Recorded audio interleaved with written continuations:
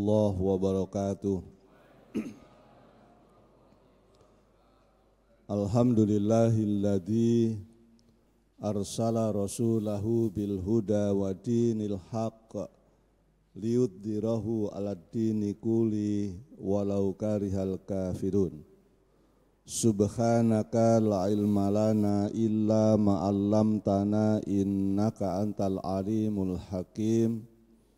Rabbi shrah li sadri wa yassir li amri wahlul 'uqdatam min lisani yafqahu qawli. A'udzu billahi minasy syaithanir rajim. Bismillahirrahmanirrahim. Ya ayyuhalladzina amanu taqullaha wa qulu qawlan sadida yuslih lakum a'malakum wa yaghfir lakum dunubakum wa may yuti'illaha wa rasulahu faqad faza fawzan 'azima. Shadaqallahul 'azim. Wahai orang-orang yang beriman, bertakwalah kepada Allah, taatlah kepada Allah, takutlah kepada Allah, dan hendaknya setiap diri kalian membiasakan untuk senantiasa berkata-kata yang benar, tidak berkata dusta, tidak mengadu domba orang, tidak memfitnah, dan tidak membicarakan aib orang. Semoga dengan berkata-kata benar itu, kata Allah Subhanahu wa ta'ala, Allah akan memperbaiki amal solehmu. Dengan berkata-kata benar, Allah akan mengampuni dosa-dosamu. Dengan berkata benar, Allah akan mengantarkanmu meraih kemenangan yang agung, kemenangan yang diridhoi oleh Allah Subhanahu wa ta'ala. Maha benar Allah dengan segala firman-Nya. Saya mengutip surat Al-Ahzab, Bapak Ibu, surat ke-33, ayat ke-70 dan 71. Jadi kata Allah, kalau kita berbicara yang baik-baik, yang benar-benar, tidak berdusta, tidak mengadu domba, tidak menggunjingkan keburukan orang, maka itu bisa menghapus dosa-dosa kita. Ya, di dalam surat Al-Ahzab surat 33 ayat 70 dan 71. Kalau bagi anak-anak muda, adinda-adinda yang hadir, perkataan yang baik itu kalau saya pinjam bahasanya Margaret Thatcher itu, adinda ini sudah tidak tahu lagi barangkali ya, yaitu Perdana Menteri Inggris perempuan tahun 80-an sampai akhir tahun 92. Kalau di dalam bahasa yang sederhana, kata Margaret Thatcher itu, perhatikan isi pikiranmu, karena isi pikiranmu itu akan memengaruhi caramu berbicara. Perhatikan apa yang engkau bicarakan, karena yang engkau bicarakan itu suatu ketika akan menjadi tindakanmu. Perhatikan tindakanmu, apa yang pernah kamu kerjakan, karena yang pernah kamu lakukan ini akan menjadi kebiasaan. Ya. Sekali kita melakukan sesuatu, itu kata Margaret Thatcher, itu akan menjadi habit. Perhatikan kebiasaanmu, karena kebiasaanmu itu akan membentuk karaktermu. Jadi apa yang kita lakukan itu akan jadi habit, jadi kebiasaan, dan kebiasaan itu akan menjadi karakter. In other words, what you think now you will become in the future.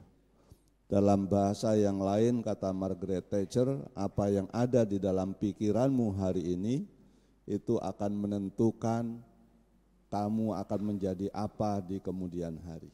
Jadi kalau kita ingin menjadi sesuatu di kemudian hari, mulai luruskan dan benarkan cara berpikir kita pada pagi hari ini. Jadi kalau kita berpikirnya positif untuk 10 tahun yang akan datang, maka insya Allah 10 tahun yang akan datang itu akan seperti yang kita pikirkan pada pagi hari ini. Ikhwanul muslimin wal muslimat rahimakumullah, Bapak Ibu yang dirahmati Allah, marilah kita bersyukur kehadirat Allah. Pagi ini kita dihidupkan kembali oleh Allah dalam keadaan beriman dan sehat walafiat. Semoga semuanya juga bahagia. Dan kita diberikan nikmat oleh Allah, keluangan waktu, kesabaran dan keikhlasan untuk hadir di majelis ilmu. Kata Rasulullah SAW, tidaklah dikelilingi seorang manusia oleh malaikat kecuali orang-orang yang berzikir sesudah sholat, dan apabila dia mengetahui ada majelis ilmu, dia tidak meninggalkannya tetapi justru menghampirinya. Jadi orang-orang yang hadir di majelis ilmu menurut Rasulullah SAW, mudah-mudahan kita semua termasuk hamba-hamba yang senantiasa dikelilingi oleh para malaikat. Begitu tingginya derajat menuntut ilmu apabila kita dalam perjalanan menuntut ilmu, termasuk sepulang dari menuntut ilmu ini, terjadi sesuatu yang mengharuskan kita harus menghadap Allah Subhanahu wa ta'ala, maka insya Allah peristiwa kematian yang kita alami tergolong ke dalam mati syahid, insya Allah. Salawat serta salam marilah kita haturkan untuk baginda Rasulullah Sallallahu Alaihi Wasallam. Semoga dengan senantiasa bersolawat dan berkirim salam untuk Rasul kita, kita semua yang hadir di majelis ilmu ini, kalau istilah saya majelis ilmu ini adalah school of life, jadi sekolah kehidupan ini. Ya, saya tidak berbicara teori-teori, tetapi lebih banyak berbicara kehidupan. Meskipun Bapak Ibu sebagian pengalaman hidupnya lebih lama daripada saya, tapi banyak adik-adik yang jauh lebih muda daripada saya. Jadi saya menjadikan majelis taklim ini sebagai school of life. Jadi sekolah kehidupan, lebih banyak berbicara tentang pengalaman-pengalaman hidup yang harus dihadapi dengan keimanan dan ilmu kita. Semoga dengan senantiasa berselawat kepada Rasulullah SAW, kita semua yang hadir, keluarga kita di rumah, orang tua kita, kandung, mertua, baik yang masih ada maupun yang telah tiada, kiranya di yaumil qiyamah kelak semuanya akan mendapatkan syafaat dari Rasulullah SAW. Bapak Ibu, saya diberi tema oleh pengurus majelis taklim ini, judulnya sangat puitis. Saya bingung juga, ini judulnya puitis banget. Jika takdir tak seindah impianmu. Nah, saya mencoba mempersepsikan apa ini maksudnya. Lama juga saya mikir, 2 minggu tuh mikirnya. Ini judul yang paling lama yang saya pikirkan untuk disampaikan supaya minimal tidak terlalu menyimpang dari yang diharapkan, dari yang memberikan judul. Kalau saya yang ditanya judulnya apa Pak Ustadz, biasanya saya bicara saja tentang kehidupan dan itu berdasarkan ayat. Bicara takdir Bapak Ibu, secara umum itu biasanya dianggap sebagai sebuah ketetapan, ya, ukuran yang di dalam Al-Quran, Bapak Ibu catat saja di dalam HP, ya, ayat-ayat yang menjelaskan tentang takdir menurut referensi yang saya coba baca-baca itu ada di dalam surat Al-Qamar misalnya, ya. Surat ke-54 ayat 49. Itu menjelaskan tentang takdir. Yang kedua, surat Al-Hijr. Surat 15 ayat ke-21. Yang ketiga, surat Al-Ahzab, surat ke-33 ayat ke-38. Ya. Jadi saya ulangi lagi, contoh-contoh ayat yang menjelaskan tentang takdir. Yang pertama disebutkan oleh Allah di dalam surat Al-Qamar ayat 5, surat 54 ayat 49, Al-Hijr surat 15 ayat 21, Al-Ahzab surat ke-33 ayat ke-38. Kalau dulu saya rajin menulis itu, sekarang sudah, karena sudah lebih dari 10 tahun seingat saya di sini, jadi energi berdirinya agak dikurangi. Jadi takdir ini Bapak Ibu, kalau kita sekolah dulu, itu waktu diajarkan oleh guru kita kenal adanya qada dan qadar. Jadi qada itu adalah peristiwa-peristiwa yang terjadi pada manusia maupun di alam yang tidak mungkin diubah. Contohnya apa? Kelahiran kita, qada, ya. Kematian kita, itu qada, pasti mati maksudnya, pasti mati. Nah, matinya apakah sudah ditetapkan? Ini masih debatable dan memerlukan analisis. Ya. Faktanya secara ilmiah, kalau di sini ada dokter, usia orang itu bisa diperpanjang dengan healthy lifestyle. Ini riset ya, ini riset. Jadi kalau kita berbicara ayat dibanding riset ini tidak compatible, ini kadang-kadang jadi perlu analisis.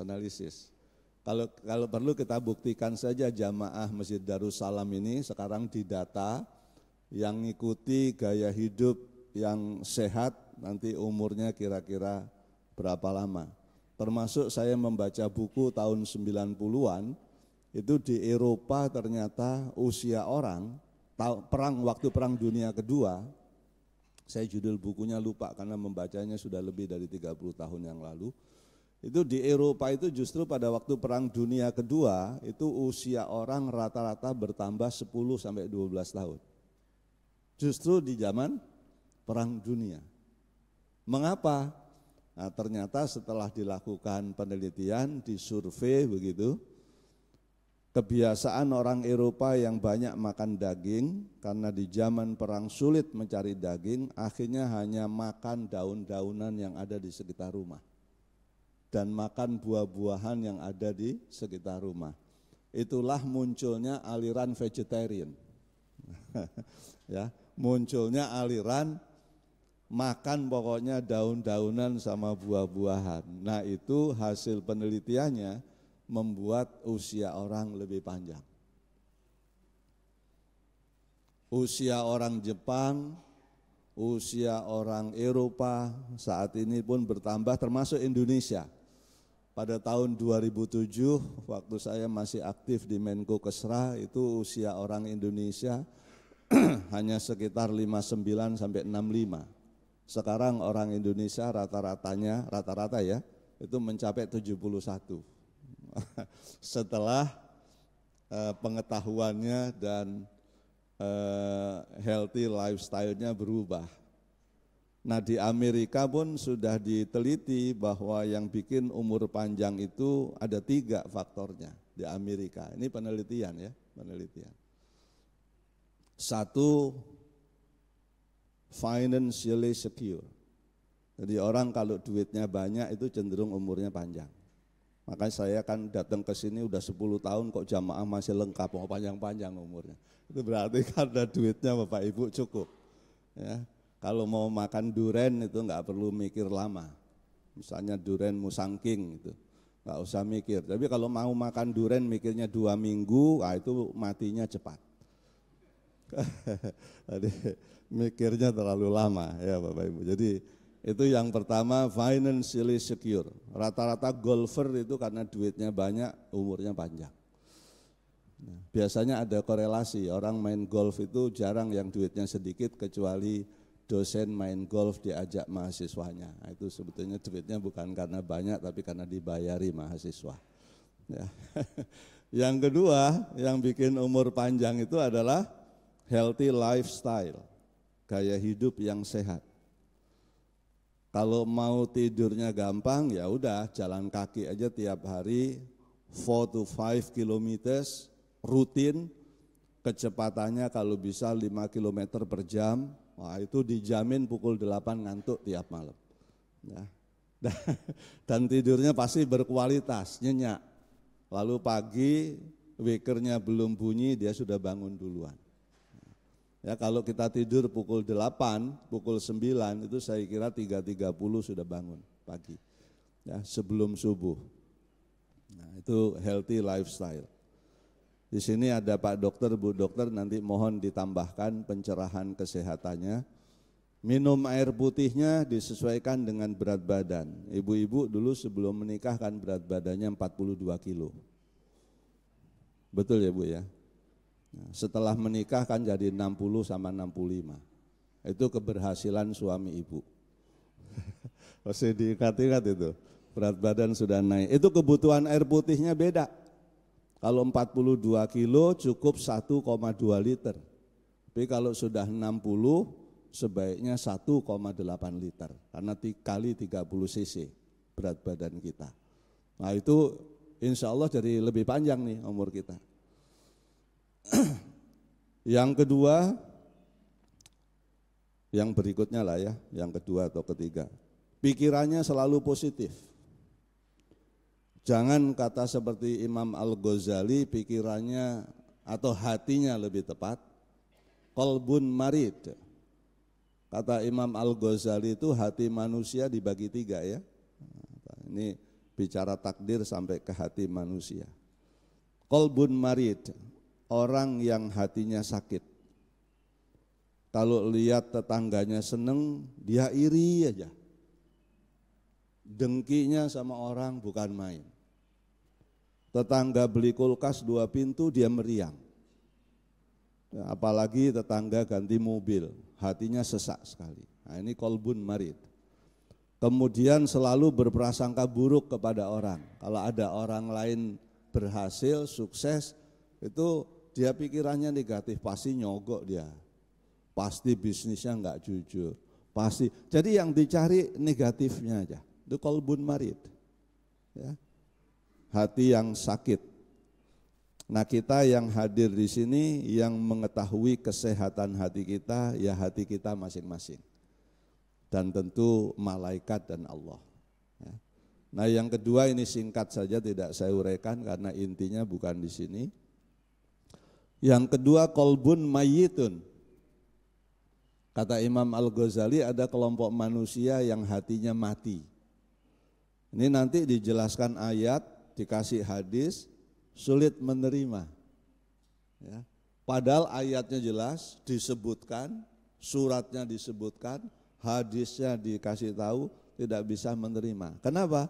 kata Imam Al-Ghazali, orang ini sudah seperti orang kafir. Khatamallahu ala qulubihim wa ala sam'ihim wa ala absarihim ghisawatu walahum adzabun adzim. Orang-orang yang hatinya mati itu sudah tidak bisa lagi hatinya menerima kebenaran, karena sudah ditutup oleh Allah.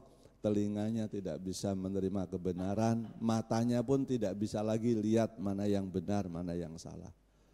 Nah, kalau diteruskan ini kata Nabi, yang menutup hati manusia ada 3, sehingga dia sulit menerima kebenaran. Salasatun qaswatun bil qalb, kata Nabi. Ada 3 hal yang menutup hati kita sehingga kita ini sulit menerima kebenaran. Yang pertama, hubu ta'am, cinta makan. Tidak peduli lagi makanan ini halal haram, enggak peduli. Nyari rezekinya halal haram enggak peduli, yang penting banyak yang dibawa pulang.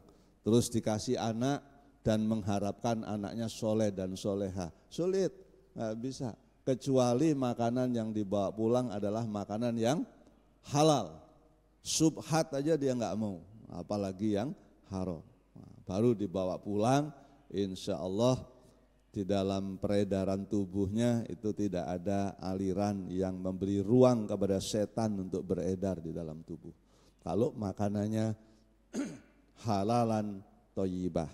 Itu kalau di dalam Al-Quran jelas sekali Bapak Ibu, makanan itu erat kaitannya dengan setan. Surat Al-Baqarah ayat 168.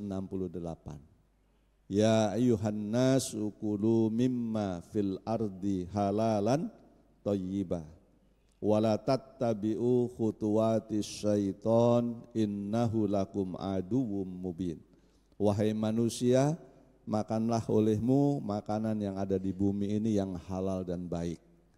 Janganlah kamu mengikuti langkah-langkah setan, sebab setan itu adalah musuh kamu yang nyata. Jadi jelas bibit-bibit perilaku tidak baik itu karena orang tuanya suka memberi makanan yang haram.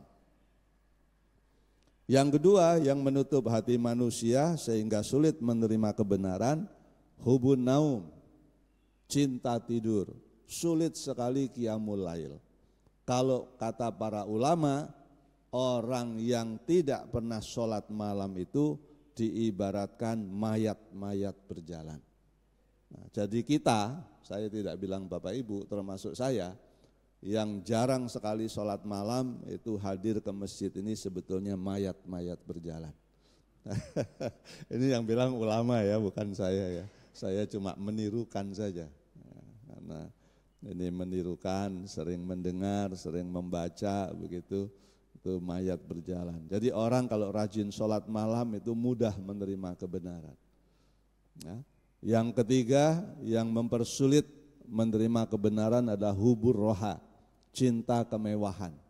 Jadi kalau kemewahan yang dilihat orang yang di atasnya saja, kenapa dia hidupnya bisa seperti itu, bisa begini, kok mewah banget, dia lupa melihat orang yang ada di bawahnya. Ya, ini hubur roha. Khwanul muslimin wal muslimat rahimakumullah, kata Imam Al-Ghazali, yang ketiga adalah kelompok manusia yang mempunyai qalbun salim, hati yang selamat, hati yang damai.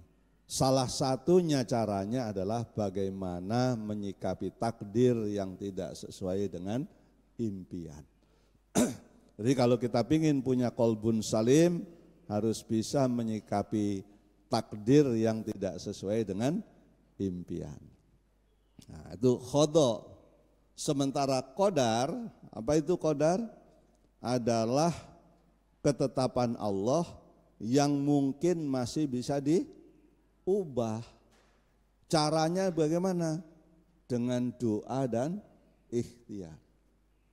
Nah, meskipun sebagian ulama berpendapat usia orang tuh nggak bisa diubah, nah saya masih untuk sepakat dengan itu kelihatannya butuh waktu panjang. Karena saya termasuk yang meyakini usia orang itu bisa diubah dengan cara, tapi matinya itu sudah menjadi khodo, matinya. Orang pasti mati, sehat juga pasti mati. Tetapi usia panjangnya itu masih menjadi perdebatan qadar. Yaitu umur kita ini masih mungkin bisa diperpanjang dengan cara hidup kita. Ya kalau enggak percaya buktikan sendiri saja. Karena ini masih semuanya kan misteri. Umur kita enggak ada yang tahu, maka perlu diikhtiarkan supaya umurnya panjang. Minimal ingat cucu. Mau mendampingi cucu berlama-lama sampai mau lihat cucu sarjana atau mau cukup melihat cucu sampai lulus SMP, itu pilihan. Ya. Oleh karena itu saya mengajak gaya hidupnya ya sekarang ini menyinggung perasaan sebetulnya, tapi sudah terlanjur ada di pikiran saya, jadi saya ungkapkan saja. Minimal kalau saya berhenti ngerokok mulai hari ini. Merokok itu bahannya, videonya bisa saya cari di sini, penelitian di Belanda dan di Australia, salah satu bahannya itu diambil dari darah babi. Salah satu zatnya, ini penelitiannya di Belanda dan di Australia. Ya, bukan orang Islam yang melakukan penelitian. Pak, buktinya itu ada teman saya ngerokok umurnya 90 tahun. Nah, itu berpikirnya terlalu sempit. Oke, kita ngerokok enggak mati-mati, tapi kata para dokter merokok itu merugikan orang di sekitar kita. Nah, ayo bagaimana kan debatable nih. Merokok itu merugikan orang di sekitar kita. Apalagi kalau ada bayi. Nah, mohon yang ini jangan nanti diperdebatkan Bapak Ibu karena saya tidak ingin memancing untuk perdebatan. Nah, ini kan saya berpendapat karena pingin umurnya panjang. Jalan kakinya tiap hari, setiap menjelang tidur, maafkan semua orang yang nyakiti kita. Jangan malah ditulis di agenda ibu-ibu. Orang yang pernah nyakiti kita ditulis di diary siapa aja. Wah itu panjang memaafkannya. Ya, jadi mesti kita maafkan menjelang naik tempat tidur tiap malam. Ya, ini kalau mau umurnya panjang. Nah, berbicara qada dan qadar, itu menurut para ulama takdir itu ada 4 tingkatan. Ya, menurut para ulama, takdir itu ada 4 tingkat.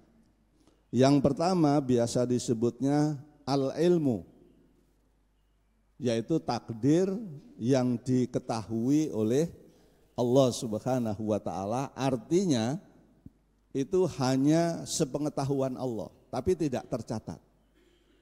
Contohnya apa? Contohnya daun jatuh dari ranting pohon. Nah, itu tidak tercatat. Ini menurut Qur'annya. Nanti kita buka, Bapak Ibu bisa melihat surat Al-An'am ayat 59. Surat 6 ayat 59. Jadi artinya semua peristiwa yang ada di langit dan di bumi maupun di dalam perut bumi yang paling dalam itu sepengetahuan Allah. Tapi tidak semuanya tercatat di Lauhul Mahfuz. Itu namanya al-ilmu. Takdir yang diketahui atau ketentuan yang memang diketahui oleh Allah Subhanahu wa ta'ala. Seluruh peristiwa di muka bumi dan langit, di dalam bumi itu sepengetahuan Allah Subhanahu wa ta'ala. Termasuk perbuatan kita. Itu al-ilmu. Itu tidak tercatat, maksudnya tidak tercatat di Lauhul Mahfuz apa yang akan kita kerjakan. Tetapi yang kita kerjakan ini sepengetahuan Allah Subhanahu wa ta'ala. Ya. Itu seperti di dalam surat Al-Hasyr surat 59 ayat 18 itu, ya. Innallaha khabirum bima ta'malun. Sesungguhnya semua perkataan, pikiran, perbuatan itu diketahui Allah secara teliti. Nah, itu al-ilmu namanya, ya. Nah, yang kedua, al-kitabah artinya penulisan, tercatat. Jadi ada takdir Allah yang sudah tercatat di Lauhul Mahfuz. Jadi ada peristiwa-peristiwa yang memang sudah dicatat oleh Allah Subhanahu wa taala. Sebetulnya di dalam Al-Qur'an tidak ada contohnya. Cuma ulama kadang-kadang mencoba menafsirkan, memberikan contoh yang sudah tercatat. Apa itu? Biasanya kelahiran kita itu sudah tercatat di Lauhul Mahfuz. Menurut ulama, rezeki kita itu tercatat. Ada ukurannya, hanya karena rezeki juga itu misteri, maka tetap harus diikhtiarkan dengan doa dan usaha. Bisa enggak diubah? Saya termasuk yang meyakini bahwa rezeki itu bisa diubah. Ya. Dan itu ada risetnya. Ternyata yang bisa mengubah rezeki itu salah satunya adalah pendidikan. Ini hasil riset di dunia, rata-rata orang yang pendidikannya bagus, termasuk di 10 negara yang penduduknya paling bahagia, itu salah satu variabelnya adalah pendidikan. Jadi pendidikan itu bisa mengubah rezeki orang. Ilmu itu bisa mengubah rezeki orang. Pendidikan ada 3 ya Bapak Ibu, harus tahu. Yang pertama adalah pendidikan informal, pendidikan keluarga. Jadi keluarga yang bapak ibunya berkualitas, itu besar kemungkinannya anak-anaknya rezekinya bagus juga. Ya, kalau bapak ibunya berkualitas ya Bapak Ibu ya. Jangan diambil sampling yang tidak bisa digeneralisasi, misalnya gitu. Tapi saya kenal Ustadz, dia itu enggak lulus SMP tapi hartanya banyak juga. Ya itu sampling yang tidak bisa digeneralisasi. Tapi kalau Bapak Ibu mengumpulkan ada 100 orang lulusan SMP itu yang berhasil cuma berapa persen. Nah, itu. Jadi samplingnya harus sampling yang bisa digeneralisasi ya. Nah, kalau mau penelitian coba teliti orang yang pendidikannya bagus-bagus, misalnya ada 100 dokter misalnya, cari yang hidupnya susah, ya sulit. Rata-rata hidupnya cukup, bukan kaya raya tapi cukup. Bagus. Nah inilah yang dilakukan penelitiannya di 10 negara yang penduduknya paling bahagia. Variabel pertama pendidikan. Yang bikin orang itu nasibnya baik itu kesehatannya. Jadi kalau orang berbadan sehat itu cenderung nasibnya baik. 1 pendidikannya bagus, 2 badannya sehat itu bagus. Karena yang ketiga variabelnya yang bikin bahagia adalah kesejahteraan. Hasil dari pendidikan dan kesehatan itu kesejahteraan. Akan lebih bahagia lagi kalau dia memperoleh kesejahteraan dengan kejujuran. Jadi yang keempat yang bikin bahagia adalah kejujuran. Orang kalau duitnya banyak, jujur akan lebih bahagia dibanding yang lain kalau dia suka nolong orang. Jadi variabel kelima itu adalah kedermawanan. Nah, ternyata Al-Quran ini luar biasa Bapak Ibu, disuruh menolong orang itu bikin bahagia, nyari rezeki jujur itu bikin bahagia. Tapi dipastikan sebelum itu semua, anak keturunan kita harus diberikan pendidikan yang terbaik untuk kebahagiaan mereka. Yang kedua, pola hidup sehat dari orang tuanya karena mereka hanya parenting, anak itu nyontoh biasanya. Kalau orang tuanya rajin bergerak, anaknya rajin bergerak. Kalau orang tuanya memang sukanya makan gulai-gulai santan, anaknya akan ikut karena dari kecil kan mengikuti gitu ya. Pola hidup itu mengikuti orang tua. Maka dari sisi kedokteran biasanya ada penyakit yang dibilang keturunan gen, yaitu karena pola hidup ya. Jadi karena lifestyle sebetulnya. Kalau orang tuanya biasa makan gulai santan, anaknya diubah dari kecil, ya dia akan lebih sehat kecenderungannya. Ya. Makan gulai santan boleh Bapak Ibu sekali-sekali ya, pagi sekali, siang sekali, malam sekali. Ya, jadi sekali-sekali saja. Jadi ikhwanul muslimin wal muslimat rahimakumullah. Itu al-kitabah, rezeki dari tercatat, umur tercatat, lahir tercatat.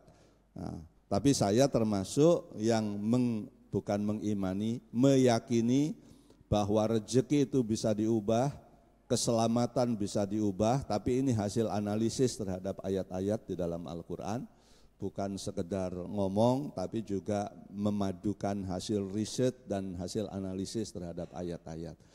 Buktinya saya kira Bapak Ibu merasakan kalau punya ilmu, imannya bagus, takwanya bagus, itu banyak rezeki yang di luar perhitungan. Itu iman, ya. Jadi orang yang ilmunya tinggi, takwanya tinggi, itu banyak rezeki yang di luar kalkulasi. Pengalaman hidup Bapak Ibu ya. Kalau bisa sharing nanti sharing. Kok banyak rezeki yang tidak dihitung-hitung, datang aja. Itu kalau yang dialami oleh manusia biasa itu Rasulullah dan Maryam. Kalau Rasulullah levelnya Nabi. Kalau bulan Ramadan kan Nabi bilang, kamu tidak boleh berpuasa sepanjang siang dan malam, tidak berbuka, tidak sahur, meskipun kuat. Terus Nabi kan dibilang, tapi saya sering melihat Rasul tidak berbuka, tidak makan sahur. Nabi bilang, kamu tidak tahu bahwa di kamarku itu setiap pagi dan petang ada makanan yang turun dari langit. Datang sendiri ke kamarnya di meja makan turun dari langit. Itu kan enggak logis Pak ya, enggak logis. Makanya tidak terjadi sama kita, karena itu kalau terjadi di rumah kita kan nakutin Pak. Bapak Ibu nggak percaya, coba aja nanti kalau terjadi kok tiba-tiba rumah terkunci ada makanan di meja. Ini pasti banyak jin dalam rumah. Bapak Ibu mulai berpikir neko-neko. Tapi kan ini Rasulullah, ya orang percaya. Tapi tidak hanya terjadi sama Rasulullah. Bapak Ibu bisa melihat di Maryam itu, di surat berapa tiba-tiba lupa, nantinya ingat. Intinya Maryam itu ketika dibesarkan ya oleh Zakaria, itu waktu pulang kan Maryam itu dipelihara di mihrab di masjid ya, tempat main di masjid. Itu tiba-tiba waktu anak-anak, kok ini banyak makanan Maryam, dari mana? Dari Allah Subhanahu wa ta'ala. Nah, ini terjadi sama Maryam. Insya Allah nanti saya coba carikan lagi ayatnya. Tapi ini betul-betul dari Al-Quran. Ya. Jadi tidak hanya terjadi kepada Rasulullah SAW. Dan itu bisa terjadi kepada kita, cuma caranya beda. Kalau kepada kita kan Allah menyampaikannya wa yarzuqhu min haitsu la yahtasib. Surat 65 ayat 3. Surat At-Tolak ayat 3. Jadi kalau manusia biasa seperti kita, itu sangat mungkin mendapatkan rezeki dari pintu yang tidak disangka-sangka. Pokoknya apalagi modalnya pendidikannya tinggi, kalau orang modal pendidikan saja tanpa takwa, mungkin semuanya pakai kalkulasi datangnya rezeki. Tapi yang pendidikannya tinggi, takwanya tinggi, itu banyak rezeki yang di luar perhitungan datang. Dan yang lebih indah lagi Bapak Ibu, jadi jangan keimanannya saja, tapi harus ilmunya dibarengi, karena di dalam surat yang lain, itu Allah mengingatkan jangan cuma imannya saja yang dipertinggi. Surat 58 ya, ayat 11, ini populer. Jadi Allah itu tidak menyuruh kita hanya beriman, bertakwa, tapi harus berilmu. Ya, itu di surat Al-Mujadilah, surat 58 ayat 11. Yarfa'illahu ladina amanu minkum walladina utul ilma darajat. Jadi jelas sekali. Jadi Allah itu menganjurkan kita orang Islam itu jangan cuma imannya yang ditingkatkan, diperbaiki, tapi juga pendidikannya. Dan juga jangan hanya pendidikannya, tapi imannya tidak. Nah, dua-duanya. Itu kalau ingin mendapatkan rezeki yang tidak disangka-sangka. Dan jaminannya kalau orang punya pendidikan tinggi dan iman atau ketakwaan, itu adalah semua kebutuhan hidupnya dipenuhi Allah. Wa may yatawakkal 'alallah fa huwa hasbuh. Ayat ketiga juga itu ya, dari surat 65 ayat ketiga. Kebutuhan hidupnya pasti dicukupi Allah Subhanahu wa taala, dengan catatan dia memiliki pendidikannya bagus, imannya juga bagus. Nah, itu Alkitabah. Ada takdir tingkat ketiga namanya al-masyiah, kehendak.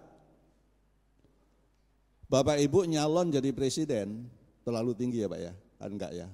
Wali kota lah, sangat mungkin. Bapak Ibu nyalon jadi wali kota. Modalnya paling banyak. Akhlaknya pun paling bagus. Apalagi pengalamannya paling tinggi. Tapi kalau Allah enggak menghendaki, enggak bisa jadi. Nah, itu namanya al-masyiah. Jadi sesuatu itu terjadi karena kehendak Allah. Maka kan untuk menjadi wakil presiden juga enggak harus paling pinter, enggak harus paling tinggi pengalamannya, tapi kalau Allah menghendaki jadi. Ini bukan nyindir ini bicara kenyataan. Sesuatu yang sudah terjadi kan. Ini artinya semua itu kalau sudah dikehendaki Allah jadi. Karena Allah bilang tinggal kun fayakun, jadi. Itu al-masyiah. Jadi takdir tadi ada al-ilmu sepengetahuan Allah. Daun jatuh dari rantingnya itu sepengetahuan Allah tapi tidak dicatat di Lauhul Mahfuz. Tapi ada yang tercatat, kelahiran kita tercatat, kata para ulama. Kematian kita tercatat, pasti mati. Ya, itu tercatat Lauhul Mahfuz. Kemudian al-masyiah tergantung kehendak Allah. Orang yang memisahkan ilmu pengetahuan dengan keimanan, melihat peristiwa alam itu, ya peristiwa alam saja murni. Tapi saya bisa membuktikan ayat-ayatnya, ini pakai ayat ya. Peristiwa alam terutama gempa bumi itu bisa dihindarkan dengan memperbaiki beberapa hal. Ya, ada di surat Al-A'raf. Nah itu maka kehendak Allah itu pun bisa kita minta dengan ikhtiar kita. Ya. Ada orang hati-hati kalau Allah menghendaki kecelakaan, penyebabnya bukan dia, tapi orang lain menyebabkan dia kecelakaan. Contohnya bagaimana? Kita di lampu merah udah berhenti Pak, malah ditabrak tronton yang nyelonong katanya remnya blong. Nah, itu dikehendaki Allah. Kita sudah ikhtiar nih, berangkat kerja waktunya cukup sehingga perjalanan di jalan itu 40, 50. Rambu lalu lintas diikuti dengan baik. Dia tertib, nyetirnya enggak kesana kemari, tertib aja. Malah ditabrak motor. Nah, itu dikehendaki, al-masyiah. Nah yang terakhir, takdir itu ada namanya al-khalqu, penciptaan. Nah, ya, penciptaan. Itu takdir yang diciptakan oleh Allah Subhanahu wa ta'ala. Nah sekarang baru kita sampai, ini kalau dari judul yang diberikan kan saya mempersepsikannya, bila takdirmu tidak seindah harapanmu. Nah, itu saya persepsinya itu adalah mungkin Bapak Ibu bercita-cita seperti X, nah, kalau saya sebutkan enggak enak. Terjadinya Y gitu. Ya, nah itu bila takdirmu tak seindah impianmu. Nah, ya misalnya, tapi saya yakin tidak ibu-ibu di sini. Itu ibu-ibu di luar masjid. Pasti dulu sebelum menikah harapannya kan suaminya sayang semua. Nah, saya enggak mau cerita yang muluk-muluk, ini di level rumah tangga kalau pengajian saya Pak. Kalau level wali kota terlalu besar, negara terlalu besar. Ibu bermimpi suaminya itu lemah lembut, sayang, tanggung jawab. Nah ternyata suaminya itu kayak Fir'aun, yang pasti ibu ini tidak di sini. Nah, bagaimana Fir'aun itu? Suaminya sombong banget, istrinya mengharapkan suaminya ke masjid tapi enggak ke masjid-masjid nih suami. Ya. Nah, itu nyikapinya gimana tuh? Nah, ya. Nah, sama juga seperti kita bapak-bapak dulu sebelum menikah pasti impian kita adalah istri kita itu lemah lembut, ya, tidak suka membantah, gitu kan. Nah, ternyata takdirnya istrinya cerewet banget. Dan itu pun tidak ada di sini karena orangnya tidak ngaji. Kalau yang orang ngaji itu biasanya tidak cerewet. Kalau orang yang ngaji biasanya suaminya rajin ke masjid, lemah lembut, tanggung jawab, setia. Tapi kalau kata Ustadz Dasat Latif ya, setia itu bukan berarti istrinya satu. Karena setia itu terkait dengan komitmen dan tanggung jawab. Kalau Bapak Ibu bilang Rasulullah tidak setia, siapa berani? Coba, aku kan dia mengatakan, siapa yang bilang Rasulullah tidak setia kepada istrinya? Nah, itu tapi yang bilang Dasat Latif. Saya enggak berani karena levelnya level rumah tangga. Kalau beliau kan sudah nasional. Ya, nah ini. Terutama adinda-adinda pasti sekarang punya impian-impian. Nah, supaya ini diantisipasi.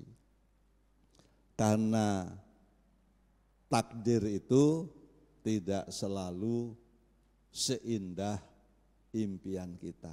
Apa artinya? Untuk memproyeksikan agar takdir kita itu mirip dengan impian bisa menurut Al-Qur'annya dan keyakinan saya. Bagaimana supaya takdir kita itu minimal mendekati impian kita? Nah, dalil-dalilnya ini mungkin baru ada yang pertama kali datang, saya sebutkan surat 13 ayat 11. Prinsip itu harus dipegang supaya takdir kita, sebetulnya kalau saya bicara di kampus, di kelas gitu, meskipun tidak memberi kuliah agama, saya bilang proyeksi keberhasilan Anda itu bisa dibuat. Jadi kebahagiaan anak keturunan kita Bapak Ibu menurut Al-Quran itu bisa diproyeksikan dengan ayat.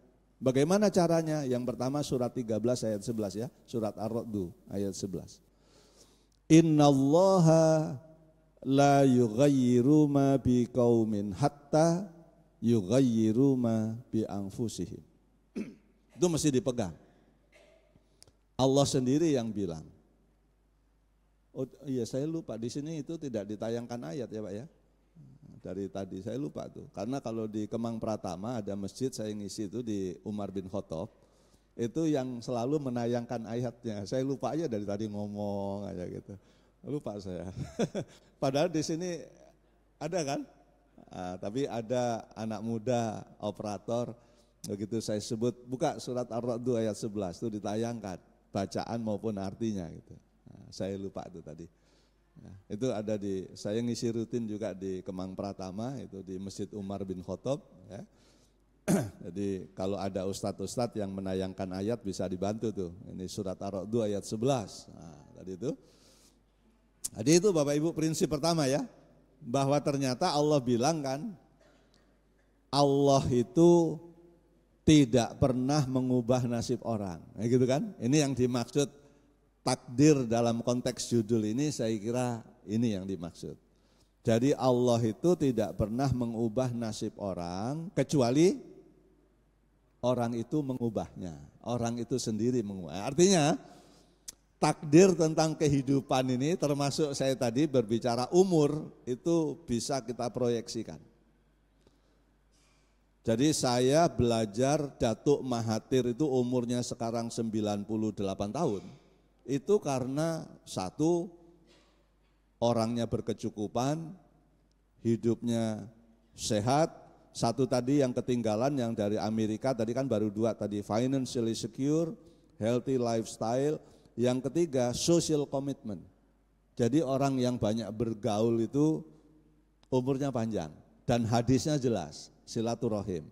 Nah makanya kalau orang mereka itu tapi bergaulnya sayangnya di kafe, ngobrol ngalor ngidul sampai pagi. Nah bayangkan kalau kita bersosialisasi di masjid berbicara keimanan, ketakwaan, lalu saling mengenal. Kalau ada jamaah sudah 3 hari nggak hadir dicari tahu, takutnya sakit, apalagi seminggu. Itu maksudnya social commitment, yaitu kepedulian terhadap orang lain.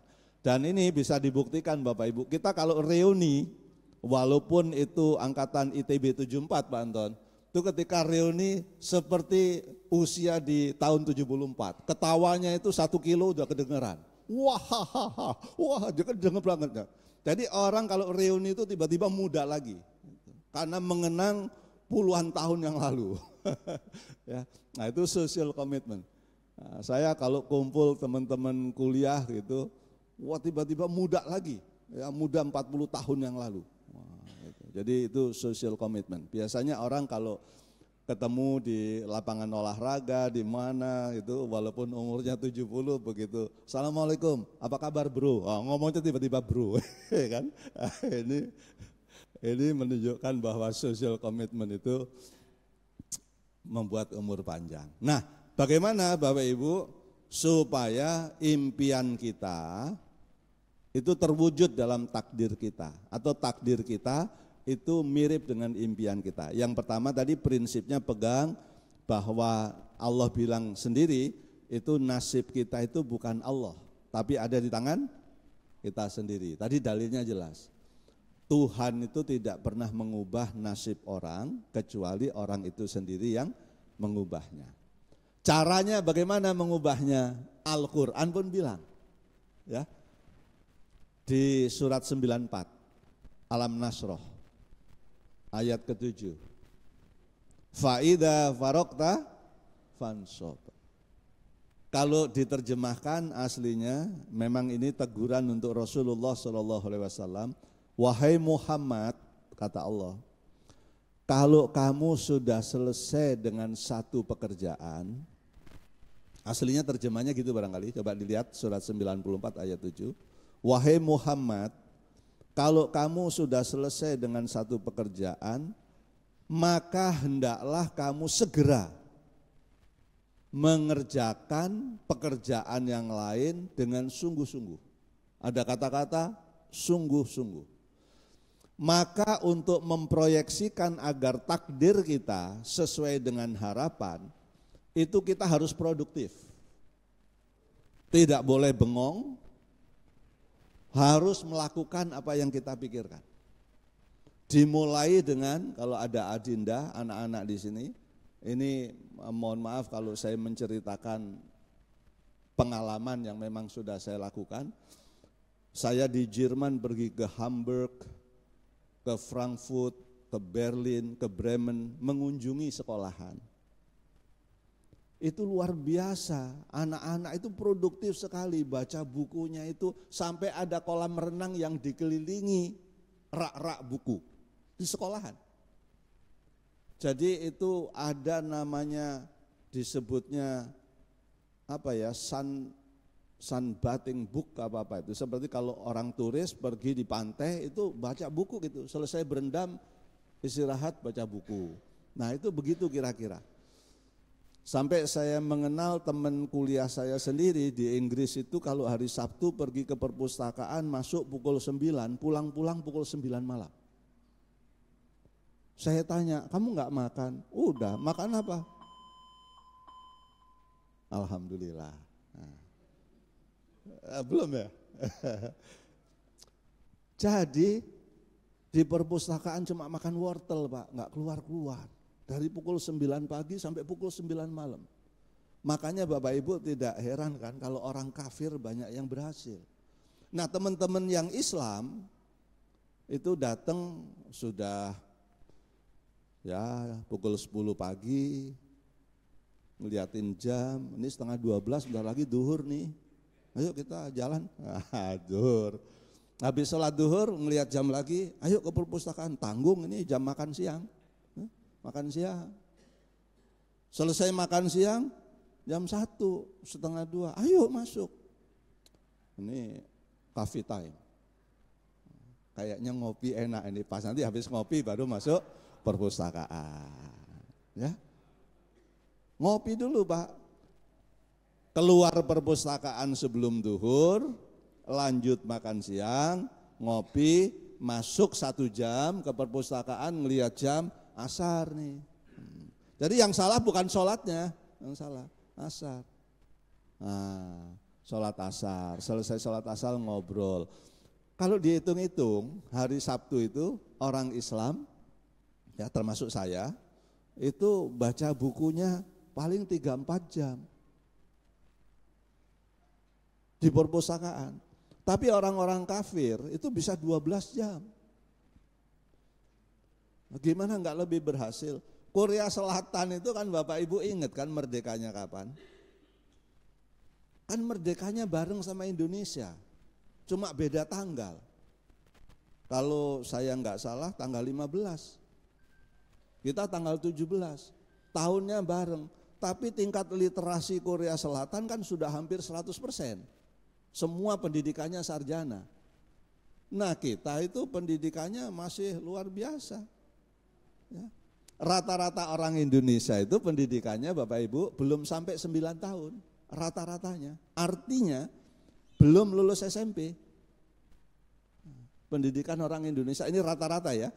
Yang tidak sekolah, yang SD, yang SMP sampai yang S3 digabung dibagi jumlah penduduk gitu. Itu orang Indonesia itu belum genap 9 tahun pendidikannya. Maka bandingkan ekonominya dengan Korea Selatan. Jauh banget. Tahun 70-an Bapak Ibu yang senior ingat banget.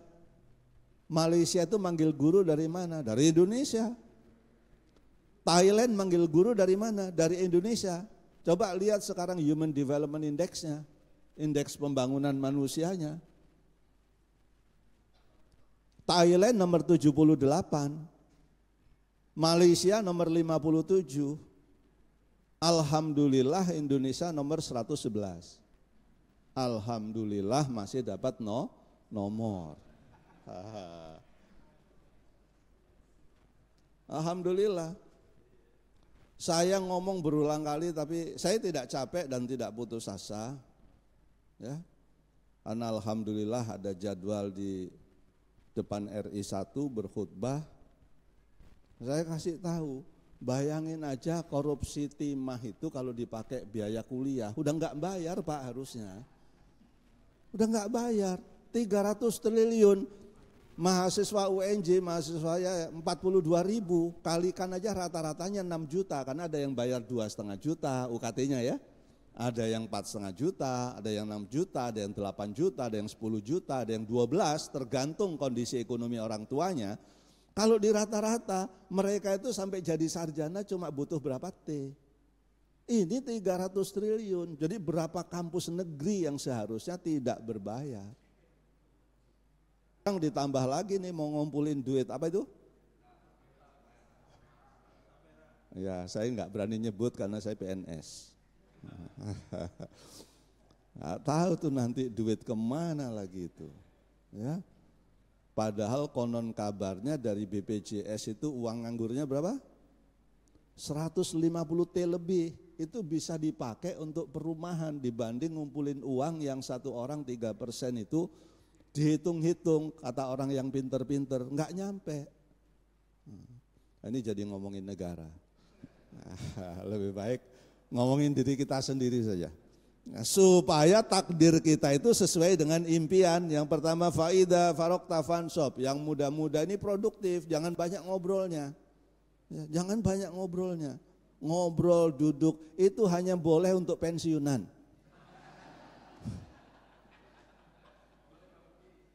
Silakan Pak, jadi bapak-bapak yang pensiunan jangan saya lewat karena ngobrol nggak enak ada Ustadz, jangan ngobrol aja. Apalagi bapak pensiunan BUMN, pensiunan PNS 4 juta tiap bulan, masih ada PNS itu 4 juta, ya, PNS yang pangkatnya lumayan.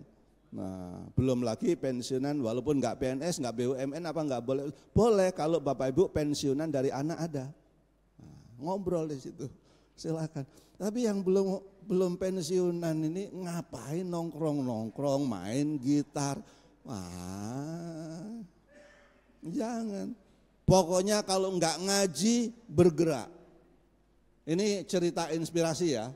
Nah, Bapak Ibu boleh ngetes nih omongan saya. Bapak Ibu pagi-pagi boleh di hari kerja, umumnya hari kerja, lewat di Jalan Rawamangun Muka, Rawamangun ya. Itu di depan UNJ ada orang jualan bubur ayam. Sekarang anaknya, dulu orang tuanya Pak. Anaknya sekarang mungkin umur 35 tahun. Saya sudah wawancara, Mas, bawa berapa porsi hari ini? Alhamdulillah Pak, 80 porsi. Satu porsi jual berapa sekarang? 10.000. Saya hitung kan 800.000 Pak ya, omsetnya ya. Untungnya, mohon maaf ya Mas ya, jangan tersinggung. Dapat enggak untungnya 400.000? Alhamdulillah lebih Pak. Jualan bubur ayam aja 400.000 jam 10 pagi udah habis. Coba, apalagi kalau pendidikannya tinggi, kan gitu. Ini jualan bubur ayam pagi 400.000 untungnya. 1 bulan 12 juta karena Sabtu Minggu dia jualan juga. Cuma Sabtu Minggu agak siang habisnya karena mahasiswa sedikit. Jualan bubur ayam.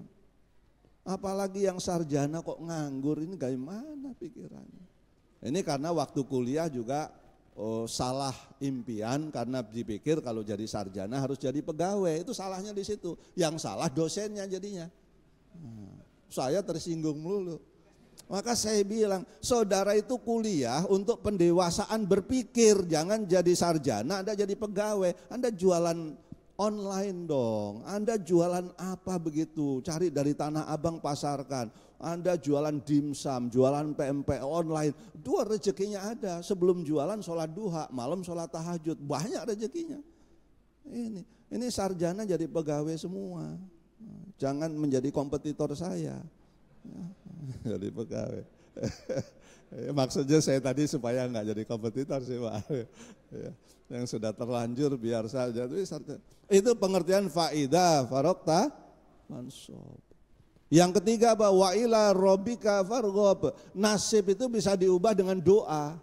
Tapi doa aja enggak cukup kalau tanpa ilmu. Jadi tapi ada prinsip lain, kalau Bapak Ibu segera membeli bukunya Ridwan Hasan, ahli matematika, yang punya suka lomba matematika internasional, itu lembaganya Ridwan Hasan tuh ya. Boleh judulnya Berpikir Suprarasional, Manusia Suprarasional, Karakter Suprarasional. Wow. Saya membaca terkagum-kagum, bukan karena itu baru. Kagum-kagum benar semua sesuai Al-Quran. Saya udah bilang gitu aja. Baca bukunya ini benar semua sesuai Al-Quran. Orang itu kalau setiap aktivitasnya motivasinya karena mengumpulkan pahala, jangan aktivitas uang aja dipikirin di otaknya. Ngumpulin pahala, pahala ini bisa dicairkan menjadi rezeki melalui doa. Orang kalau pahalanya banyak lagi butuh sesuatu minta sama Allah, ya Allah saya butuh, pahalanya udah banyak nih, pahalanya dicairkan jadi rezeki sama Allah. Tapi kalau orang pahalanya sedikit, susah. Itulah yang dimaksud wayarjukhu min haitsu la yahtasib, karena pahalanya banyak, maka sewaktu-waktu ini bisa diuangkan. Orang yang banyak nolongin orang kalau dia butuh tinggal bilang sama Allah. Wah, itu. Bahkan belum bilang kadang-kadang sudah dikasih duluan. Nah, ini Bapak Ibu ya. Bapak Ibu ini kalau saya teruskan khawatir Bapak Ibu yang tidak ikhlas ya. Nah, kepanjangan. Saya mah ikhlas banget. Nah, lebih baik saya akhiri di sini. Ada yang mau memberi pengayaan enggak? Jangan nanya. Pengayaan aja kalau ada. Pengalaman itu. Karena kalau nanya itu bikin saya mikir.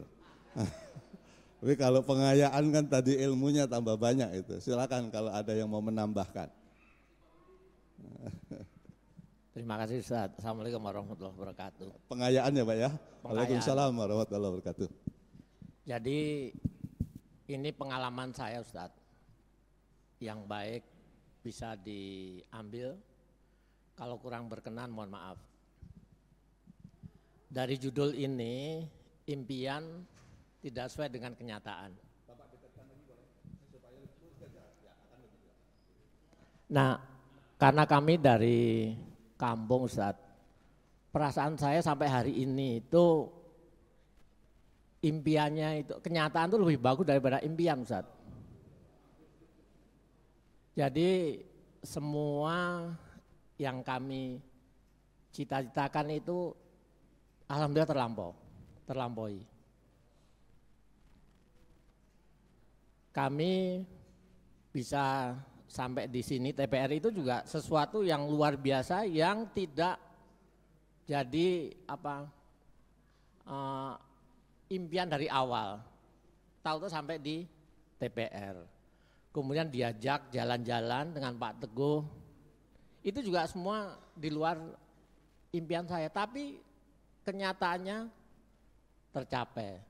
Sehingga saya merasa loh, ini saya itu hidup di dunia udah seperti di surga gitu. Ya sekali-kali ada gangguan, cobaan, sakit, tapi itu sesuatu yang, nah ini yang kami rasakan Ustaz. Karena kami dari awal juga berpikir dan di benak saya itu bahwa takdir itu sebetulnya sudah disiapkan oleh Allah komplit dengan fasilitasnya. Bisa jadi umurnya 80 tahun, kalau kita memakainya itu tepat, itu 80 tahun kita meninggal dalam kondisi yang sehat. Tapi kan sekarang banyak, kebetulan saya sekarang 67 tahun Ustaz. 67. Nah banyak juga yang umurnya baru 50, 60, tapi sudah tidak bisa menikmati rezeki yang Allah berikan. Nah ini sesuatu yang kami rasakan, mudah-mudahan para jamaah juga merasakan bahwa hidup ini sesuatu yang